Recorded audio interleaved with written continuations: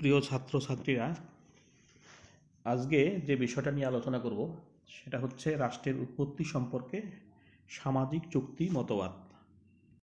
এই মতবাদ অনুযায়ী সমাজবদ্ধ মানুষ নিজেদের প্রয়োজনে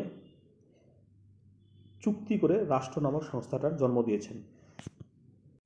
এই সামাজিক চুক্তি মতবাদের মূল বক্তব্য হচ্ছে যে প্রাচীনকালে এমন একটা সময় ছিল যখন মানুষ রাজনৈতিক চেতনা সম্পন্ন ছিল না, অর্থাৎ মানুষের মধ্যে কোনো রাজনৈতিক চেতনা ছিল না।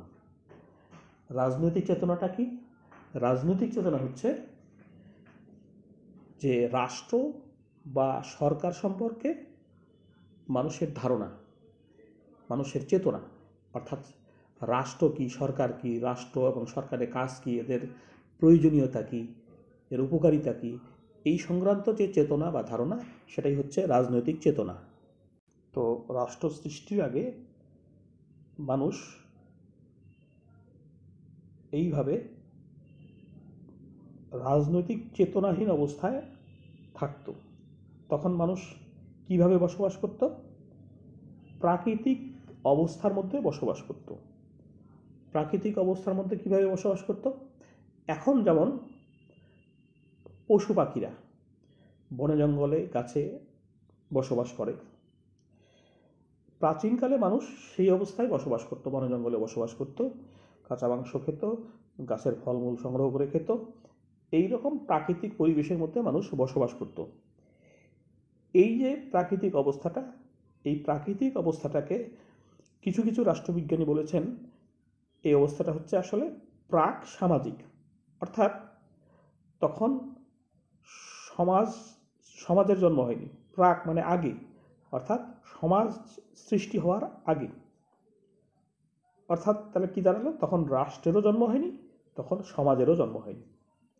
কিন্তু আরেক শ্রেণীর রাষ্ট্রবিজ্ঞানী বলেছেন যে না, তখন সমাজ ছিল কিন্তু রাষ্ট্র ছিল না, অর্থাৎ তখন মানুষ প্রাক রাষ্ট্রীয় অবস্থার মধ্যে বসবাস করত। এই যে রাষ্ট্রহীন মানুষ, এই রাষ্ট্রহীন মানুষ প্রাকৃতিক আইনের দ্বারা পরিচালিত হতো, প্রাকৃতিক নিয়ম অনুযায়ী পরিচালিত হতো। প্রাকৃতিক অবস্থায় মানুষের কোনো অধিকার ছিল না। তখন মানুষ কি হতো? তখন মানুষ প্রাকৃতিক বা স্বাভাবিক অধিকার ভোগ করত। কীরকম সেটা? ধরো, পশু পাখির মতোই মাতৃদুগ্ধের প্রতি সন্তানের অধিকার ছিল, সেটা ছিল স্বাভাবিক অধিকার, সেটা ছিল প্রাকৃতিক অধিকার। ঠিক তেমনি নিজেদের মধ্যে আত্মীয় বা হচ্ছে বাবা মা সন্তান, এদের প্রতি যে স্নেহ ভালোবাসা, সেটা স্বাভাবিকভাবেই গড়ে উঠত। হ্যাঁ, এই যে অবস্থাটা, সেটাকে বলা হচ্ছে, এই যে অধিকারগুলো, সেগুলোকে বলা হচ্ছে স্বাভাবিক অধিকার।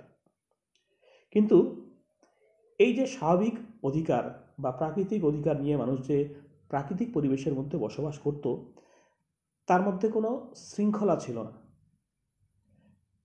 শৃঙ্খলা না থাকার ফলে কি হয়েছে? মানুষের জীবন অতিষ্ঠ হয়ে উঠেছে, মানুষের জীবন নানা কারণের জন্য শোচনীয় হয়ে উঠেছিল। মানুষের মধ্যে বিভেদ, হানাহানি, মারামারি ইত্যাদি লেগেই থাকতো। এই যে শোচনীয় অবস্থা, এই যে বিশৃঙ্খল অবস্থা, এই অবস্থা থেকে রেহাই পাওয়ার জন্য মানুষ কী করেছে? নিজেদের মধ্যে চুক্তি করে রাষ্ট্র নামক সংস্থাটার জন্ম দিয়েছে। তাদের ধারণা, এই রাষ্ট্র আমাদের রক্ষা করবে, আমাদের মধ্যে শৃঙ্খলা রক্ষা করবে, আমাদের এই শোচনীয় অবস্থার হাত থেকে রেহাই দেবে। এই আশা নিয়ে মানুষ রাষ্ট্র নামক একটা সংস্থার জন্ম দিয়েছে। এইভাবেই রাষ্ট্রের উৎপত্তি ঘটেছে। এইভাবে চুক্তির মধ্য দিয়ে যে রাষ্ট্রের জন্ম হয়েছে, সেটা বিভিন্ন পৌরাণিক কাহিনী বা বিভিন্ন গ্রন্থে তার সমর্থন পাওয়া যায়। যেমন মহাভারতের শান্তি পর্বে, কৌটিল্যের অর্থশাস্ত্রে, তারপর সফিস্টদের বক্তব্যে, বাইবেলের ওল্ড টেস্টামেন্টে এই সামাজিক চুক্তি মতবাদের সমর্থন পাওয়া যায়। তবে বিভিন্ন রাষ্ট্রবিজ্ঞানী এই সামাজিক চুক্তি মতবাদের সমর্থক এবং প্রবর্তক হলেও মূল তিনজন রাষ্ট্রবিজ্ঞানী বা রাষ্ট্র দার্শনিক এই মতবাদকে একটা সুদৃঢ় ভিত্তির উপর দাঁড় করিয়েছেন। তারা হলেন ইংরেজ রাষ্ট্রচিন্তাবিদ টমাস হবস, জন লক এবং অষ্টাদশ শতাব্দীর ফরাসি চিন্তাবিদ রুশো। এই আমাদের আলোচনায় এই তিনজন রাষ্ট্র দার্শনিকের যে চিন্তাভাবনা, অর্থাৎ রাষ্ট্র সম্পর্কিত, রাষ্ট্রের উৎপত্তি সম্পর্কিত বা প্রাকৃতিক পরিবেশ সংক্রান্ত যে চিন্তাভাবনা ব্যক্ত করেছেন, তাদের এই চিন্তাভাবনা আমাদের এই আলোচনার মধ্যে আনতে হবে। প্রথমেই টমাস হবসের মতবাদ, অর্থাৎ রাষ্ট্রের উৎপত্তি সম্পর্কে সামাজিক চুক্তি মতবাদ হিসেবে টমাস হবস যে যুক্তি দেখিয়েছেন, যে মত প্রকাশ করেছেন, সেটাই টমাস হবসের মতবাদ। 1651 সালে টমাস হবস তার লেভিয়াথান গ্রন্থে এই রাষ্ট্রের উৎপত্তি সম্পর্কিত যে তার চিন্তাভাবনা সেটা প্রকাশ করেছেন। এবং সেই গ্রন্থে তিনি যেটা বলেছেন, যে প্রাকৃতিক অবস্থায় মানুষ বসবাস করত, সেই প্রাকৃতিক অবস্থায় মানুষের জীবন ছিল নিঃসঙ্গ, দরিদ্র, ঘৃণ্য, পাশবিক এবং ক্ষণস্থায়ী। অর্থাৎ কি, মানুষের জীবন এবং জীবিকার মধ্যে কোনো শৃঙ্খলা ছিল না। মানুষ ছিল হিংস্র, মানুষ ছিল ক্ষমতালোভী, মানুষের জীবন জীবিকা অত্যন্ত নিম্নমানের ছিল, দরিদ্র ছিল মানুষ, এবং মানুষের মধ্যে একাকিত্ব ছিল। ফলে মানুষের জীবনটাও ছিল ক্ষণস্থায়ী। এই যে অরাজকতা, এই অরাজক অবস্থা থেকে মুক্তি পাওয়ার জন্য মানুষ কি করেছে, নিজেদের মধ্যে চুক্তি করে সমস্ত ক্ষমতা নিঃশর্তভাবে কোনো একজন ব্যক্তি বা কয়েকজন ব্যক্তির হাতে অর্পণ করেছেন, যাতে করে এই সমস্ত অরাজকতা থেকে মুক্তি পাওয়া যায়। হবসের মতে পূর্ণ ক্ষমতাপ্রাপ্ত এই ব্যক্তি বা ব্যক্তি সংসদ হলেন সার্বভৌম শক্তির আধার।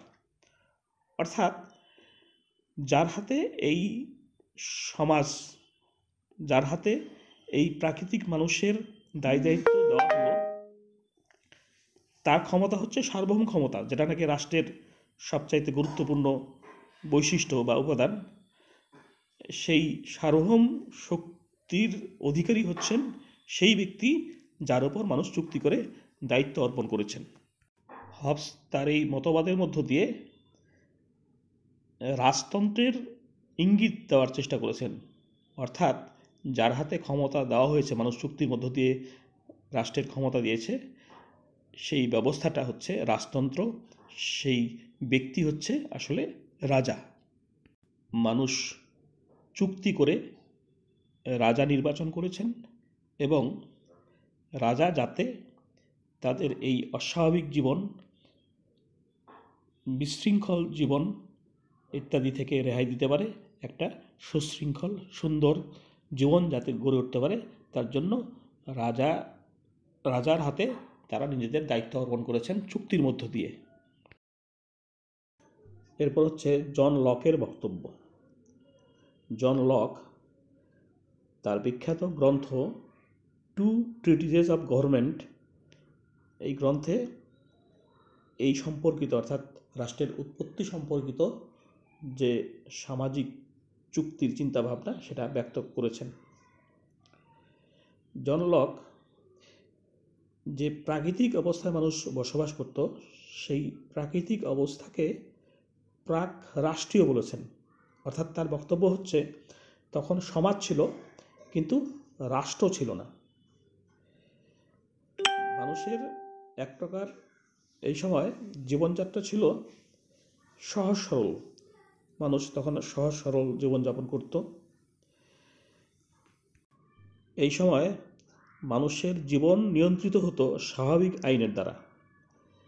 মানুষের জীবনে সাম্য ছিল, স্বাধীনতা ছিল।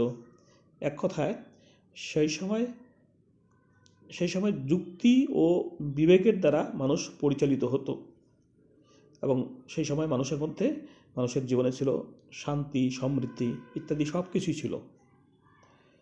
কিন্তু মূলত 3টি কারণের জন্য মানুষ কিছু অসুবিধার সম্মুখীন হয়েছিল। প্রথম কারণ সেটা হচ্ছে যে স্বাভাবিক আইনের কোনো সুস্পষ্ট সংজ্ঞা ছিল না। অর্থাৎ মানুষ যে স্বাভাবিক আইনের দ্বারা পরিচালিত হতো, সেই আইনটা কি, সেই আইনটা কেমন, সে সম্পর্কে কোনো ধারণা ছিল না মানুষের, সে ব্যাখ্যাও ছিল না। দ্বিতীয়ত কি, এই আইনকে ব্যাখ্যা করার কোনো সংস্থা বা কোনো উপযুক্ত কর্তৃপক্ষ ছিল না। অর্থাৎ আইনে কি বলা আছে সেটা যে ব্যাখ্যা করে বলবে, সেটা ব্যাখ্যা করার মতো কোনো সংস্থা বা উপযুক্ত কর্তৃপক্ষ তখন ছিল না। তৃতীয়ত কি, এই যে স্বাভাবিক আইন, সেই স্বাভাবিক আইনকে বলবৎ করার জন্য বা কার্যকরী করার জন্য কোনো কর্তৃপক্ষ ছিল না।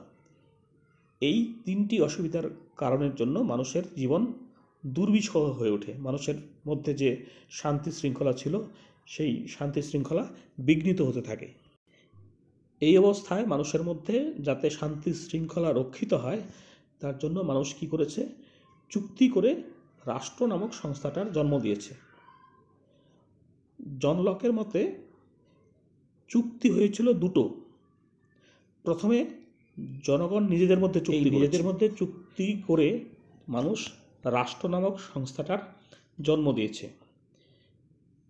এটি হলো সামাজিক চুক্তি, এইভাবেই রাষ্ট্রের জন্ম হলো। এরপর মানুষ আরেকটা চুক্তি করেছে, সেটা কার মধ্যে, সেটা হচ্ছে জনগণের সঙ্গে রাজার মধ্যে। অর্থাৎ জনগণ এবং রাজার মধ্যে চুক্তির মধ্য দিয়ে সরকার নামক সংস্থাটা তৈরি করেছে, যে সরকার এই রাষ্ট্র ব্যবস্থাটাকে পরিচালনা করে মানুষের মধ্যে শান্তি শৃঙ্খলা ফিরিয়ে নিয়ে আসবে। এরপর হচ্ছে রুশোর বক্তব্য। রুশো তার সোশ্যাল কন্ট্রাক্ট গ্রন্থে এই সামাজিক চুক্তি সম্পর্কিত তার যে চিন্তাভাবনা সেটা ব্যক্ত করেছেন। রুশোর মতে মানুষ যে প্রাকৃতিক পরিবেশের মধ্যে বসবাস করত, সেই প্রাকৃতিক অবস্থা ছিল মর্ত্যের স্বর্গের মতো। তার মানে মানুষ খুব সুখে শান্তিতে বসবাস করত সেই প্রাকৃতিক পরিবেশে। এই অবস্থায় বসবাসকারী মানুষের জীবন ছিল সহজ, সরল এবং অনাড়ম্বর। অর্থাৎ কি, রুশোর মতে প্রথম থেকেই মানুষের জীবন ছিল সহজ, সরল, সুশৃঙ্খল এবং শান্তিপূর্ণ। কিন্তু কিছু কারণের জন্য মানুষের মধ্যে এই শান্তি শৃঙ্খলা বিঘ্নিত হয়, বিনষ্ট হয়। অর্থাৎ কি, জনসংখ্যা বৃদ্ধি পাওয়ার ফলে মানুষের মধ্যে স্বার্থপরতা, দ্বন্দ্ব শুরু হয়ে যায়।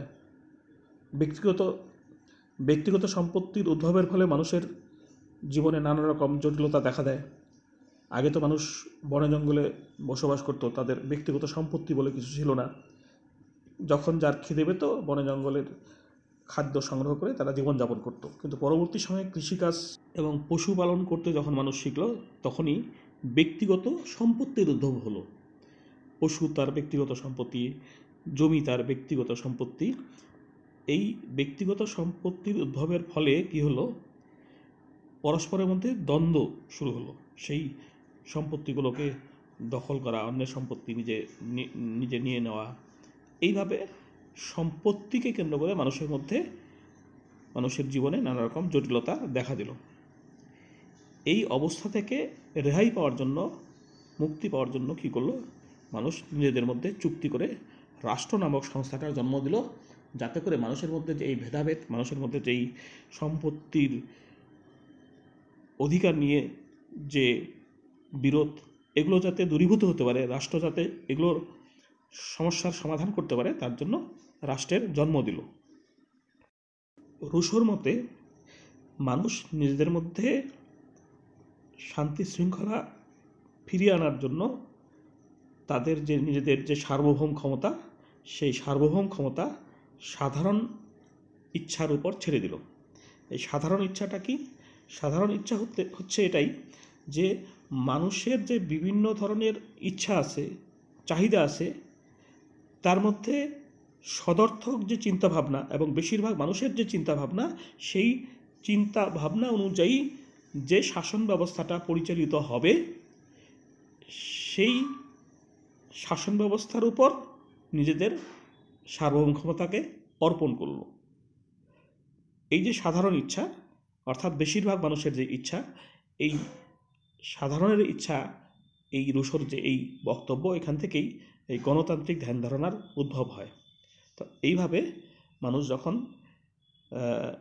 সাধারণের ইচ্ছার উপর তাদের ক্ষমতা অর্পণ করলো, এইভাবে রাষ্ট্র নামক সংস্থাটার জন্ম হলো, এইভাবে সরকারের সৃষ্টি হলো।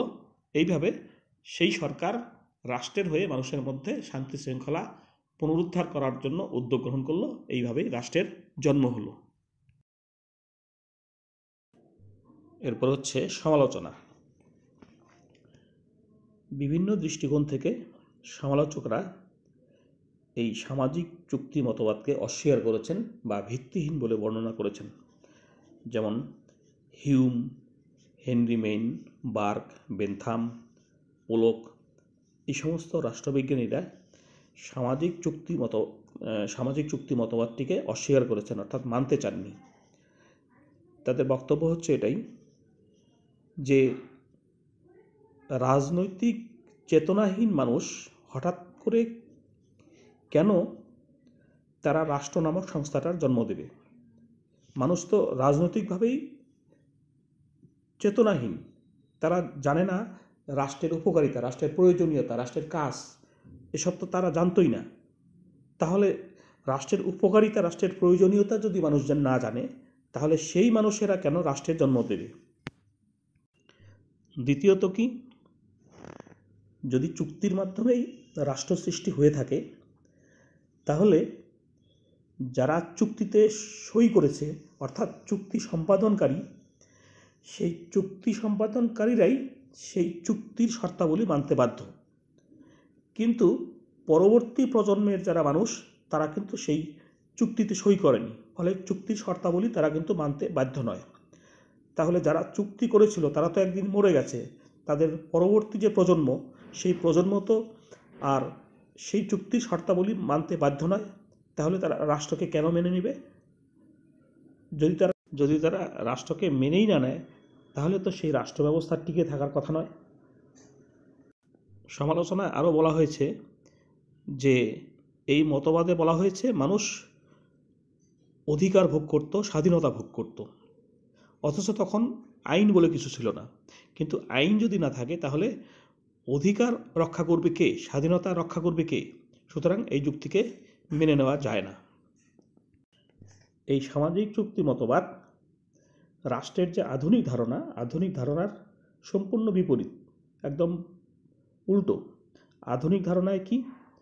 আধুনিক ধারণা অনুযায়ী রাষ্ট্রের সদস্যপদ গ্রহণ করা তার ইচ্ছার উপর নির্ভর করে না, রাষ্ট্রের ইচ্ছার উপর নির্ভর করে। কিন্তু সামাজিক চুক্তি মতবাদ অনুযায়ী রাষ্ট্রের সদস্যপদ গ্রহণ করাকে ব্যক্তির ইচ্ছার উপর ছেড়ে দেওয়া হয়েছে, সুতরাং এটাকে গ্রহণ করা যায় না। অধ্যাপক গেটেলের মতে সামাজিক চুক্তি মতবাদ রাষ্ট্রকে অংশীদারি কারবারের পর্যায়ে প্রতিষ্ঠিত করেছে।